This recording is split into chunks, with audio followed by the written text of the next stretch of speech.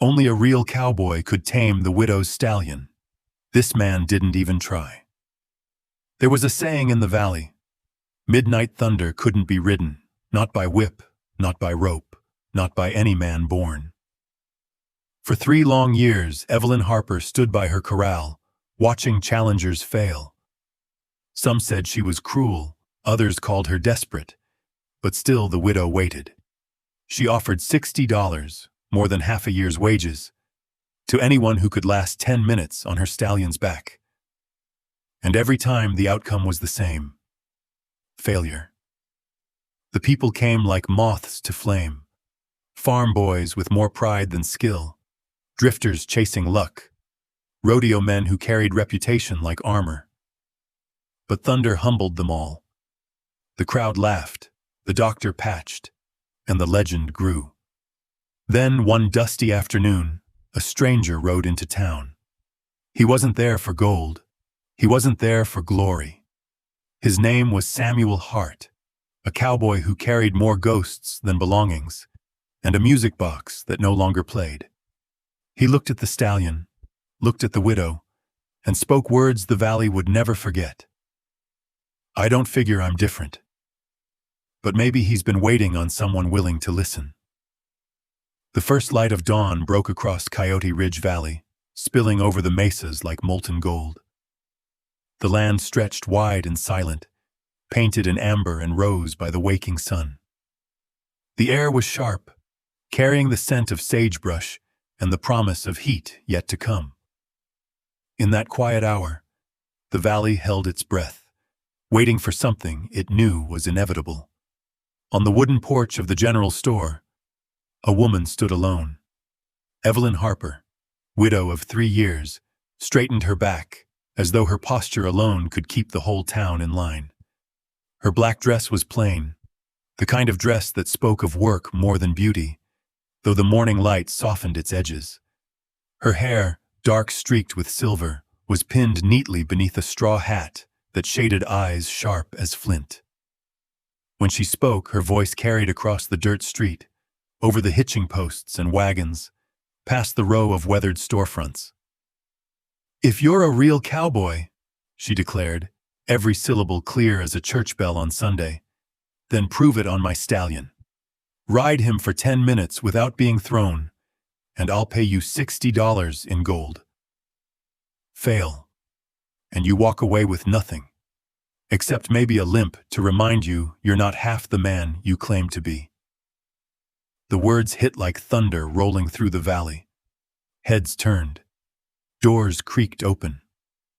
Even the blacksmith, soot still smeared across his face, leaned his hammer against the anvil and listened.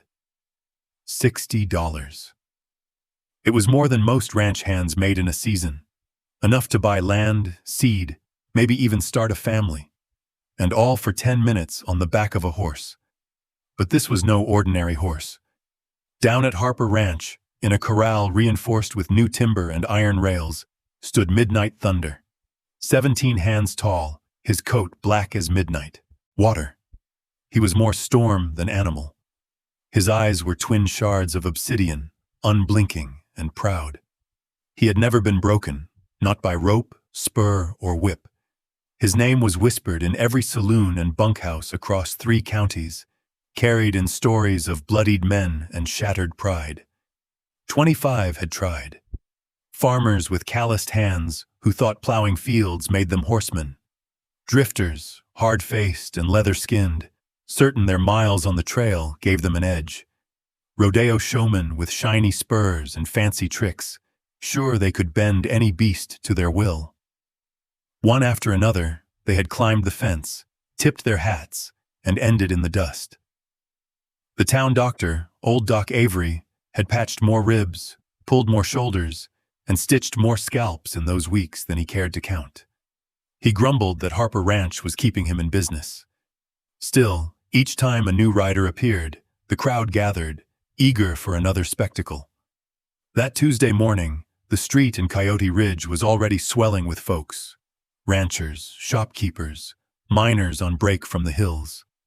They leaned against hitching rails, shuffled cards outside the saloon, waited with the restless energy of people hungry for drama. Into this anticipation rolled a curious figure, a traveling photographer from Denver, name of Mr. Silas Whitlock. His wagon was loaded with fragile equipment, heavy cameras, glass plates, boxes of chemicals that clinked together whenever the wheels hit a rut. He had heard whispers of midnight thunder all the way back in the city and smelled opportunity like a prospector sniffing gold. "Step right up," Whitlock called with the salesman's flair of a carnival barker, setting up his tripod at the edge of the street. "Get your proof on paper, a photograph of your courage or your defeat. Only $2 a plate." Some men laughed. Others muttered about vultures and profiteers, but none looked away. Whitlock was clever enough to sweeten his pitch. "Think of it, boys. Ride that horse last 10 minutes, and your likeness goes down in history. Fail, and you'll still have the picture to show your grandkids how you tried." It was too much to resist. Every challenger, every foolhardy soul, now lined up not just for the horse but for the picture. Immortality in a town that rarely remembered anything longer than a week.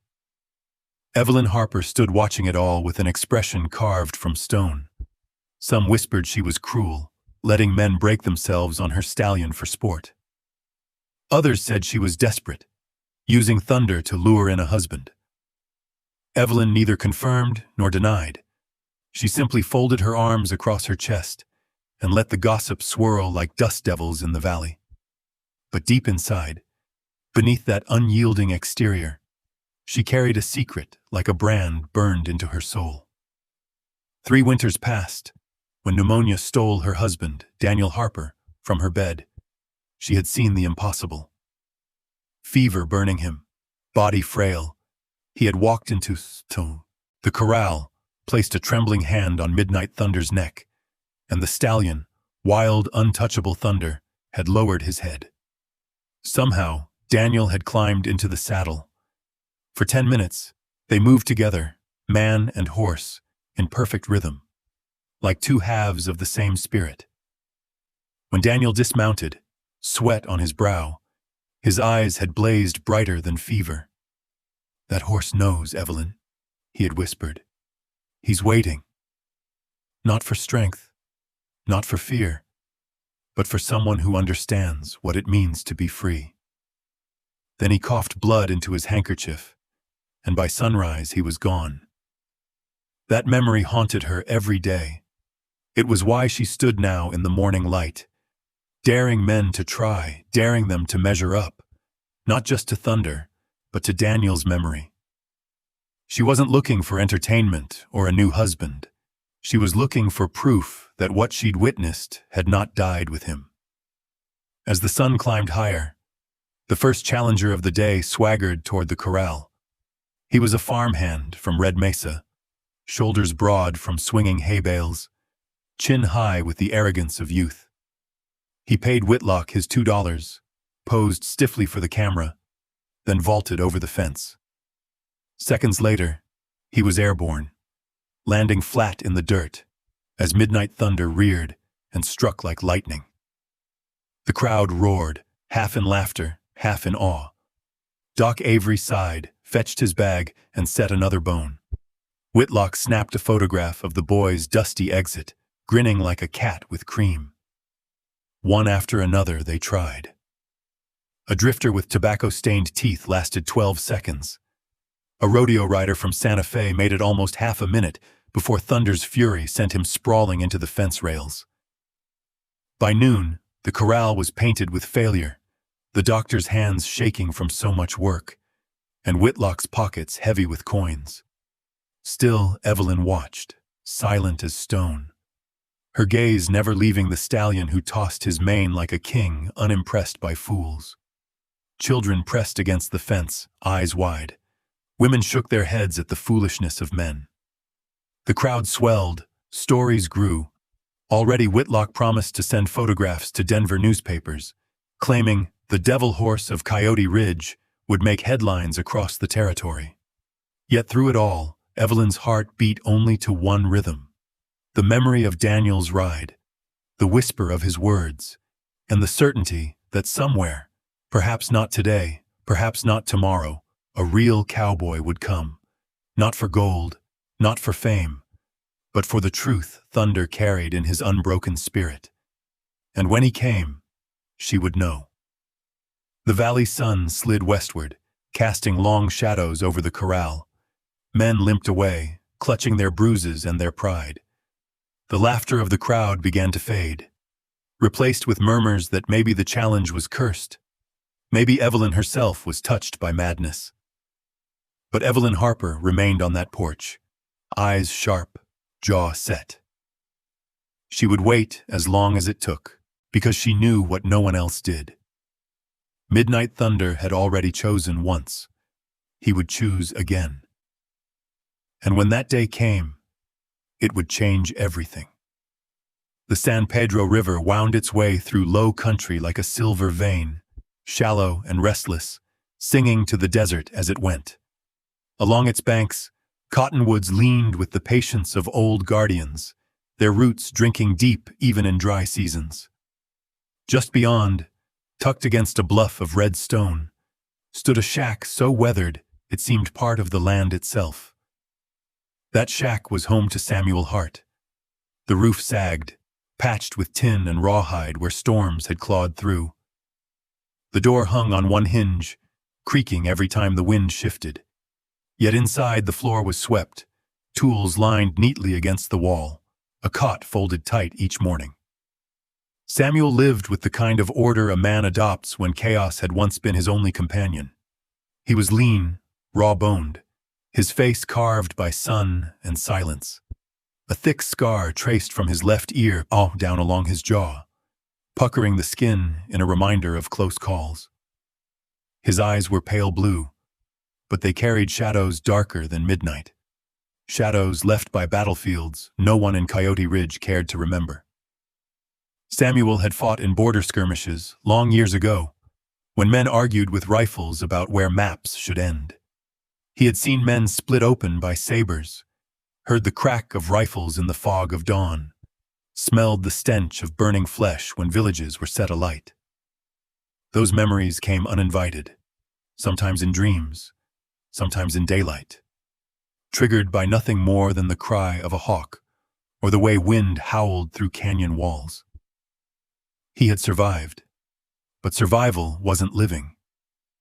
There was one object in that shack Samuel never touched without reverence, a small music box battered and dented, brass dulled by time. Its crank was bent, its tune often faltering, but when wound, it still breathed a fragile melody. That box had belonged to Clara, the woman Samuel had once intended to marry. Clara with her chestnut hair and laughter that rang like bells. She had pressed the box into his hands the night before he rode off to war, whispering that its tune would carry him home. But when he did return, months later, hollow-eyed and scarred, he learned pneumonia had taken her while he was away. The music box was all he had left. Each time it played, he felt the sting of both love and loss, a reminder that pieces of him had died alongside her. It was more than keepsake. It was the emblem of his broken humanity. Most days Samuel kept to himself. He rode Dusty, a gelding as plain as his name, steady-footed and patient. Dusty wasn't fast, but he was sure, and Samuel trusted the animal more than he trusted people. The horse had a peculiar gift. He seemed to sense storms before they came. His ears would twitch, his breathing shift, long before the first roll of thunder. Samuel had come to rely on that instinct the way a sailor trusts the wind. Their days followed a rhythm. Samuel patrolled fence lines for the Double Spur Ranch, checked cattle for sickness, carried salt blocks out to the far pastures. He'd spend weeks without seeing another soul, eating beans and hardtack by firelight, listening to the coyotes sing to the moon. Solitude wasn't loneliness, not anymore. It was armor. But even armor has cracks. One afternoon, Samuel rode into a supply post near the fork where the San Pedro met a dry wash. He tied Dusty to the rail, pushed through the swinging doors, and nodded to the ranch hands gathered inside. They were talking loud, excitement thick in their voices. "You hear about Harper's widow?" one said, slamming a mug down on the counter. $60 gold if you can ride that devil horse of hers." "Midnight Thunder," another chimed in, shaking his head. "Ain't no man lasted longer than half a minute. Broke bones clean through. Still, $60. That's near enough to buy a spread of your own." Laughter followed, the kind that covered nerves. Samuel leaned against the wall, listening without comment. The words painted pictures in his mind. A black stallion, wild and unbroken, tossing men like rag dolls. He'd heard of such horses before. Most were mean-spirited, their violence bred into them. But the way these ranch hands spoke, Thunder wasn't cruel. He was proud. Untouchable. Waiting. Samuel didn't think of the gold. He thought of Clara's music box, of the way its melody faltered, never quite finding harmony. He thought of the emptiness inside him, the silence that no prayer or whiskey had ever filled. Something stirred, something he hadn't felt in years. Not the thrill of a challenge, not the hunger for coin, but the quiet pull of recognition. Some men were like wild horses. They couldn't be broken, only understood. Samuel knew that truth better than most. He'd been trying to break himself for years, riding into storms, tempting death, daring fate to finish what war had started. But maybe, just maybe, what he needed wasn't to be broken further. Maybe what he needed was to be heard. He left the supply post with a sack of flour, a tin of coffee, and a head full of thoughts. Outside, Dusty flicked his ears and snorted, staring east where clouds were building on the horizon. "Storm coming, boy?" Samuel asked, rubbing the gelding's neck. Dusty blew a breath, uneasy. Samuel glanced at the darkening sky. He knew the horse was right. Still, he mounted up, the leather creaking under his weight, and turned Dusty toward the open country. The wind carried with it more than dust. It carried whispers. Whispers of a black stallion no man could ride, of a widow with steel in her eyes, of a challenge that had broken 25 and would surely break more. For the first time in years, Samuel felt direction in his bones, not to chase fortune, not to chase death, but to chase a possibility. That night, back in his shack, Samuel lit a lantern and wound the music box. Its thin melody faltered, cracked, then found its way into a familiar tune. He closed his eyes, seeing Clara's face, hearing her laughter. For a moment the shadows of war lifted, replaced by something gentler. The melody faded, leaving silence thick as the desert night. Samuel sat still, staring at the flame, knowing with a certainty he couldn't explain that his path now led north, toward Coyote Ridge, toward Midnight Thunder. Dusty shifted outside, restless, as if he too sensed that life was about to change. Samuel Hart, the man who had long lived as if already half buried, finally had a reason to ride. The trail into Coyote Ridge Valley stretched wide beneath the noon sun, shimmering with heat. Samuel Hart rode at a steady pace, his gelding Dusty carrying him with the patience of a horse that had seen too many miles to waste energy on hurry. The land opened up before them, mesas rising like watchmen, sagebrush rolling endless, the corral fences of Harper Ranch finally visible at the valley's heart. From a distance, the place looked like a fairground. Wagons lined the ridge, horses tied to posts, townsfolk crowding shoulder to shoulder. The hum of voices carried through the dry air, laughter, wagers, gossip, all pulled tight by anticipation. Somewhere in that din, Samuel heard it, the roar of a crowd reacting as one. Dusty's ears flicked forward. Samuel squinted. Inside the corral, a rider clung desperately to a storm-given flesh.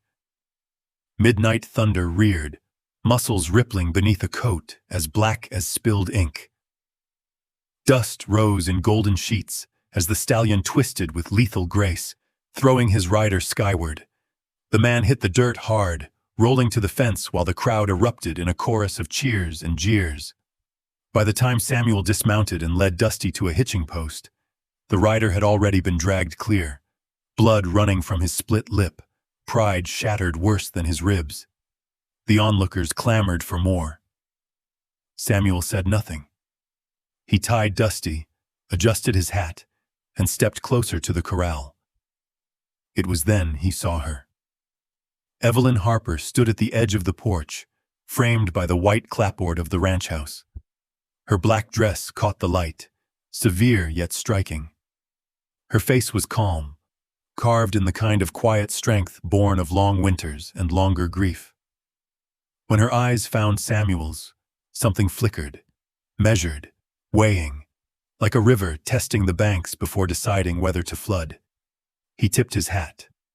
She didn't smile. "What makes you think you're different?" she called, her voice carrying clear over the restless crowd. Samuel rested his arms on the top rail, eyes steady on hers. "I don't," he said, voice low but certain. "I just figure a horse has his reasons, same as a man." The murmurs of the onlookers rippled like wind in tall grass. Some laughed at his plain answer. Others leaned closer, curious. Evelyn's gaze sharpened. Inside the corral, Midnight Thunder stood restless, pawing at the dirt. His nostrils flared, steam rising in the cool shift of air. He was a storm contained in flesh and blood, watching Samuel with an intelligence that unsettled the men at the rails. Samuel didn't climb the fence, didn't swagger, didn't spit out boasts like the rest. He stayed where he was, leaning, patient. He let Thunder come to him in his own time. And then, almost as if on cue, the sky shifted. A low rumble rolled across the valley, faint at first, then swelling. Dusty, tied at the rail, tossed his head uneasily. The crowd glanced skyward. Clouds, thick and bruised, tumbled over the mesas faster than seemed natural. The wind picked up, tugging at hats, bending the grass. A prairie storm was coming. Children were pulled close, women hurried toward wagons, and the traveling photographer, Whitlock, scrambled to cover his fragile glass plates with a tarp. Men cursed, tightening cinches, gathering their coats. The corral emptied of spectators until only a handful remained, stubborn or too curious to leave. Evelyn didn't move. Neither did Samuel. The first whip of wind tore dust from the ground, spinning it into the corral. Thunder threw his head high, eyes burning, muscles tight with the wildness that storms awoke in all creatures. Lightning flashed, stark and white, splitting the horizon. The stallion screamed, a sound not unlike the sky itself tearing open. The crowd that had stayed shrank back, pressing against the fence. But Samuel remained, boots rooted in the dirt, hat brim low against the dust. He didn't flinch, didn't break his gaze. Thunder circled the corral, hooves pounding like drum beats of war, each stride punctuated by thunder overhead. The storm outside and the storm within him blended until it was impossible to tell where nature ended and horse began. Samuel's coat whipped around him, dust clawed at his throat, but he held his ground. Slowly, deliberately, he spoke. "Easy there, boy." His words were nearly lost to the wind, but they carried a tone not meant for the crowd, only for the stallion. "A storm's just noise. Ain't no storm lasts forever." Thunder slowed, just a fraction, ears flicking back. He tossed his mane, circled tighter, testing. Samuel didn't move. He didn't reach, didn't demand. He let the horse read him the way a man reads weather in the sky. Lightning cracked again, closer this time. The crowd ducked, thunder reared, front hooves lashing the air. Yet when he came down, his eyes found Samuel still standing, calm as stone.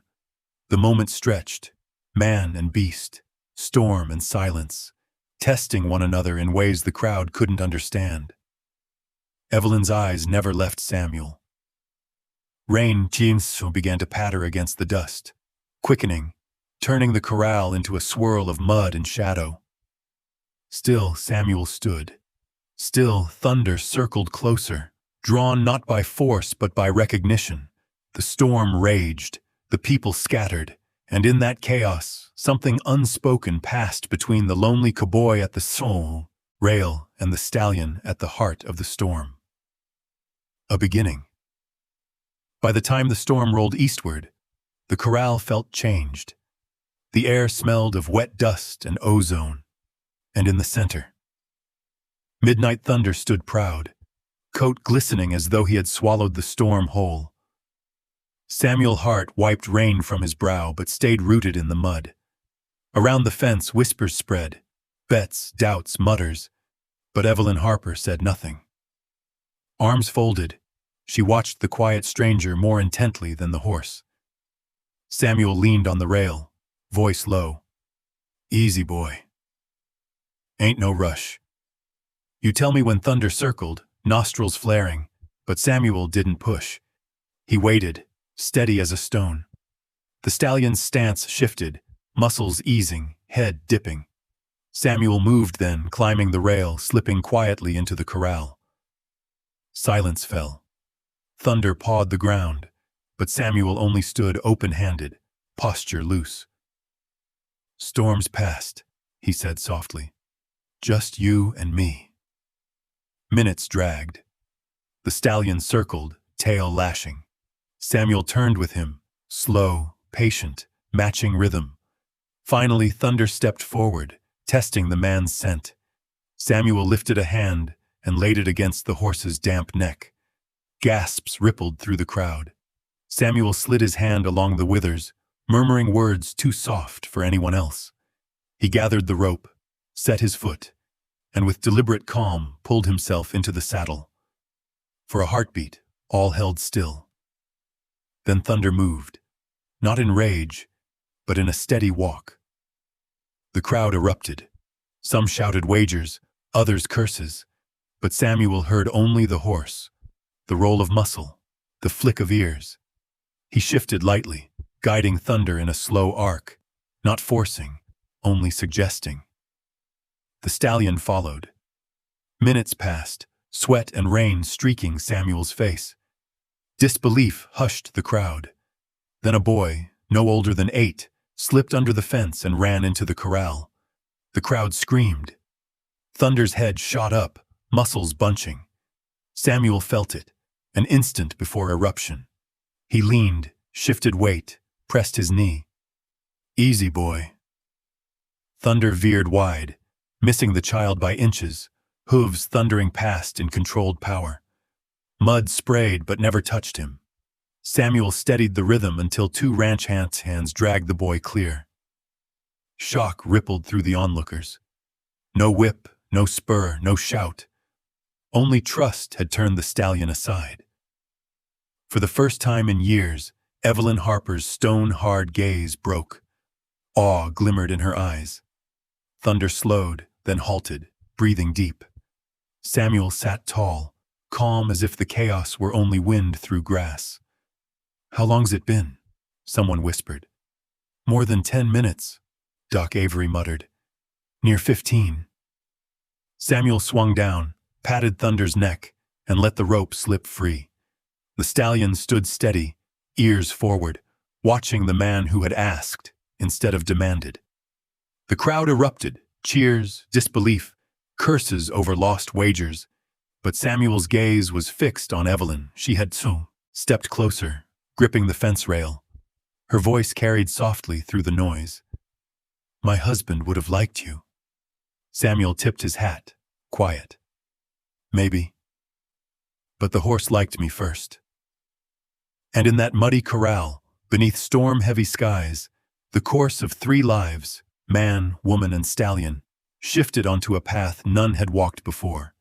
The corral had emptied, the storm had passed, and the valley seemed to hold its breath. Samuel Hart stood in the mud, sweat clinging to his shirt. Midnight Thunder loomed beside him, not the devil horse anymore, but proud, still, and listening. The crowd buzzed, coins clinked, bets were settled with curses. Evelyn Harper stepped forward, holding a pouch heavy with gold. $60 as promised. Samuel shook his head. Keep it. Wasn't about money, the hush was sharp. Evelyn studied him. Then what was it about? Samuel glanced at Thunder, who pawed the ground but stayed steady. Listening. Him to me to him. Maybe we both had our reasons. The crowd drifted away, muttering of miracles and madness. By evening, only the wind through cottonwoods remained. Evelyn watched Samuel pack his gear. You'll ride out at dawn? She asked. That was the plan. There's a cabin out by the north pasture, she said softly. The ranch needs hands. Thunder needs someone who understands him. Samuel hesitated, then smiled faintly. Reckon I might take you up on that. The cabin was small but sturdy. Samuel patched the roof, stacked wood, and made it a home. Each morning, he rode the pastures, but his days belonged to Thunder. He didn't force the stallion. He worked alongside him. Slowly, Thunder softened, not a beast to be conquered, but a partner under saddle. Evenings brought Evelyn to the porch with coffee or fresh bread. At first they spoke of weather and cattle, later of her husband Daniel, of Samuel's shadows from the war. Silence between them grew steady, not awkward. Then came Benji, Evelyn's 12-year-old nephew, left orphaned after a wagon accident. Mischievous and sharp, he trailed Samuel everywhere. One morning Samuel boosted him onto a gentle mare. Today's the day, he said. The boy's laughter rang across the fields, filling an emptiness in Samuel's chest. One evening Benji found Samuel's battered music box. With stubborn hands he fixed it. When the melody finally rose clear, Samuel closed his eyes, remembering Clara, the woman he had lost. For the first time the memory soothed instead of breaking him. Evelyn, watching from the doorway, saw the man behind the scars.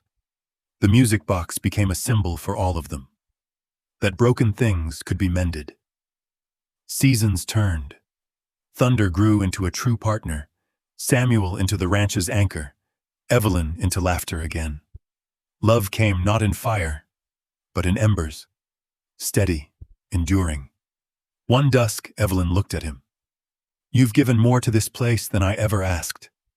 Samuel shook his head. Place gave more to me. More than I deserved, her eyes held his. Sometimes a man doesn't have to earn his place. Sometimes it just waits until he's ready. Inside, the music box played softly. Benji hummed in his sleep. Thunder grazed under a copper sky. For the first time, Samuel Hart felt what it was to belong. He had come to Harper Ranch for a challenge. What he found was a home.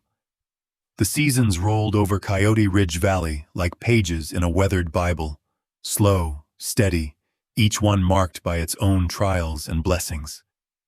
By the time a year had turned, the ranch bore little resemblance to the weary spread Evelyn Harper had once struggled to manage alone. With Samuel Hart's hands and Midnight Thunder's strength, the Harper Ranch thrived. New fences stood straight where old ones had sagged. Pastures ran thick with grazing cattle, and fresh barns held hay stacked high against the winter. And in the corral, alongside Thunder himself, colts with black coats and fiery eyes kicked up dust. His offspring, sired in freedom and trained with patience, carried his spirit forward. Word spread across 3 counties. Buyers rode for days to see the Harper horses, animals with power in their stride and uncommon sense in their eyes. Samuel trained each one with the same patience he had shown Thunder, and men left with more than a horse. They left with a story. For Evelyn, the ranch's prosperity brought more than coin. It brought relief. She no longer shouldered every burden alone. Each evening, when the sun sank behind the mesas, She watched Samuel ride in from the pastures, Dusty plodding steady beside Thunder. She would meet them on the porch, coffee waiting, and in those quiet moments, she realized the hollowness inside her had begun to fill. It wasn't sudden. Love had grown like cottonwoods along the creek, slow, deliberate, roots sinking deep before branches reached the sky. The wedding was held on an October morning when the valley lay brushed in gold. Cottonwoods along the creek blazed bright, their leaves catching the light like coins scattered by heaven's hand. Neighbors gathered, simple folk in their Sunday best, forming a small circle beneath the trees. Evelyn wore her mother's dress, cream silk altered to fit, and a strand of pearls that had belonged to her grandmother. Her hair was loose for once, caught by the breeze, and her eyes shone with something lighter than the sorrow she had carried for years. Samuel stood opposite her, uncomfortable in his pressed shirt. Boots shined until they mirrored the sky. His scar caught the light, but his pale eyes held none of their old hollowness. Instead, they carried peace. Between them, the preacher read vows that had bound generations before. But when Samuel spoke his voice was rough with truth. I don't promise to give you a life free of storms. I promise to stand through them. Same as you stood before I ever came. Evelyn's answer was soft, steady, and I promise not to walk ahead of you or behind, but beside. Always. As their hands joined, a sharp cry split the air. Every head turned. At the edge of the pasture, midnight thunder reared, hooves flashing against the morning sun. His shrill whinny carried over the valley, fierce and proud, a stallion's blessing. Laughter rippled through the crowd, and tears glistened in Evelyn's eyes. Even the preacher chuckled, declaring, "It seems the Lord wasn't the only one to bear witness." The kiss that followed was met with cheers, applause, and the rustle of cottonwood leaves, as though the valley itself approved. Married life on the frontier wasn't made of soft pillows or idle days. It was made of sweat, sore muscles, and the rhythm of work shared. But within that rhythm, Evelyn and Samuel found joy. She managed the accounts, the gardens, and the household. He managed the herds, the pastures, and the horses. Together, they raised Benji as though he were their own. At night, when the chores were done and the boy asleep, they would sit by the fire, the music box on the mantel playing its fragile tune. Once a symbol of Samuel's loss, it had become something new, a song of survival, of second chances. Evelyn often laid her head against his shoulder, listening, both of them knowing that broken things could be mended if given time and care. Thunder, too, had changed. He was still proud, still carried wildness in his stride, but he was no longer untouchable. He carried Samuel into town, drove cattle with precision, even let Benji stroke his neck. Folks marveled that the devil horse of legend had become a partner. And more than once, neighbors whispered that maybe Evelyn Harper's faith in him had been right all along. But the frontier had a way of testing even the strongest peace. It was near sundown one spring day when the clatter of hooves announced a new arrival. A rider approached slow, slouched in his saddle. His coat hung loose on a frame too thin, and his horse stumbled with exhaustion. By the time he reached the yard, the man nearly toppled from his mount. Samuel stepped forward, catching the reins. "You looking for something, friend?" The drifter raised hollow eyes, gray with fatigue, yet flickering with a stubborn ember. "Name's Carter," he rasped. "Heard tell this place might have work. I ain't got much left, but hope." Evelyn appeared at Samuel's side, her gaze settling on the broken man. She saw the way his shoulders sagged, the way his hands trembled, not with drink, but with the weight of too many miles, too much loss. It was a look she recognized. She had seen it in Samuel the day he first walked into Coyote Ridge, leaning quiet on the fence, carrying ghosts in his silence. Her eyes met Samuel's. His gaze softened, a silent understanding passing between them. "We've room," Samuel said finally. "Cabin by the north pasture. Work if you want it.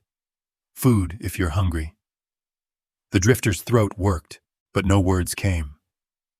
He simply nodded, eyes shining with a gratitude too raw to speak. As the man dismounted, Evelyn touched Samuel's hand. In her eyes was the same expression she had worn that first day, measuring, hoping, believing. And in Samuel's was the same answer he had once given her: patience, trust, the willingness to stand beside someone who had lost their way. That evening, as the sun bled into crimson along the ridges, Samuel and Evelyn stood together at the porch. Benji chased chickens in the yard, his laughter ringing clear. Thunder grazed in the pasture, tossing his black mane against the dying light. And in the distance, the drifter Carter settled into a new beginning. The valley glowed gold and red, a hymn written in earth and sky. Samuel wrapped an arm around Evelyn's shoulders. She leaned into him, her voice soft. "Strange, isn't it? How life brings the broken ones here." "Not strange," Samuel said. His gaze swept the land, the fences they had built, the cabin that smoked with supper, the stallion who had once been untouchable but now stood steady as stone. Just right. And in that moment, the truth of Coyote Ridge settled like scripture. On the frontier, strength was measured in scars. But in Coyote Ridge, a widow, a cowboy, and a stallion proved that real strength was in trust and in finding home. And so, friends, the story of Samuel, Evelyn, and Midnight Thunder reminds us that some things in life cannot be forced. They must be earned with patience, trust, and a willing heart. Out on the frontier, a man found not gold, but a home. A widow found not just help, but love. And a stallion found not a master, but a partner. Perhaps their journey stirs a memory in you, of a time you faced loss, or of a moment when life gave you a second chance. We'd love to hear your stories. Share them with us in the comments below. If this tale touched your heart, please give it a like. And if you'd like to join us again around the fire for more stories of the Wild West, tales of grit, love, and redemption, make sure to subscribe. It helps our little community grow, and it means you'll never miss the next chapter. Thank you for listening, dear friends. Until we meet again, may your road be steady, your heart be light, and may you always find your way home.